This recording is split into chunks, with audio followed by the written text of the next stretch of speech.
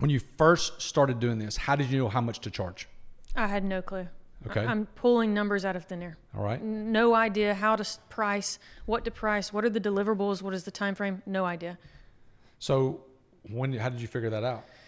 So as I begin to grow, I say, okay, lawyer A, first lawyer, does not now know lawyer F or G, right? So my lawyers 5, 6, 7 down the road, I'm finally starting to grow outside of that immediate network. They do not know each other, so I can increase pricing.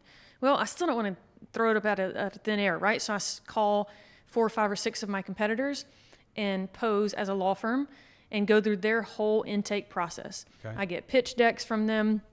What are the deliverables? I ask extremely specific questions. And then I compare the two and I look at, okay, this is what I was charging. Now my new lawyer, he didn't even question when I said this should be my price. Then I'm looking at my competitors, and between the two, I felt like it was good enough research to say, okay, this is my new pricing. And I would continue to do that for the next, I would say, year to year and a half. I would continue looking at my competitors and calling them and posing as a law firm. Wow. So where are you at right now with the pricing? Not your numbers, but like how do you gauge that now? Are you specific with your hours? Give me that.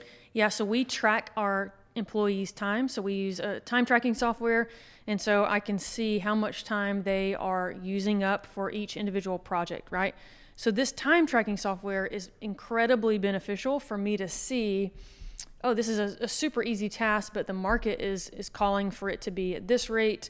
I can come in a little bit, that might be my edge if I can come in a little bit lower, or whatever. There's so much data you have in that time tracking that you can use. And then also combine that with, again, research. We're still shopping our competitors. We're not necessarily doing it as a law firm. I know a lot of them, and I just straight up ask them. I'm in groups and I have conversations with them. So, also your competitors will tell you, just ask. Your clients will tell you, just ask them, what were you paying at your previous agency? So all of this data now helps me be a little bit more scientific. Why only market for law firms? Why just law firms? Look, at the beginning, I tried to be everything to everybody, and it just was not me. It felt I was never going to be able to call myself a professional in that industry. When I was at the agency in Birmingham, we worked exclusively with automotive. So we worked exclusively with small dealerships across the country. And I had that thought, again, as I'm there, I'm like, I want to be a business owner. I don't know what it is. I thought, what a great concept this guy has, right? Our owner. We only work with automotive agencies.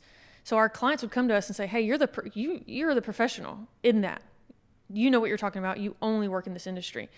So combine that with, I'm starting to do it and I'm realizing I can't do this for every industry. I'm having to take so much time to research this industry and that industry. So very quickly this is all I'm going to do. One day I'll grow out and branch out. But right now I just want to supplement my income so I can quit my job. Let's just only focus on law firms.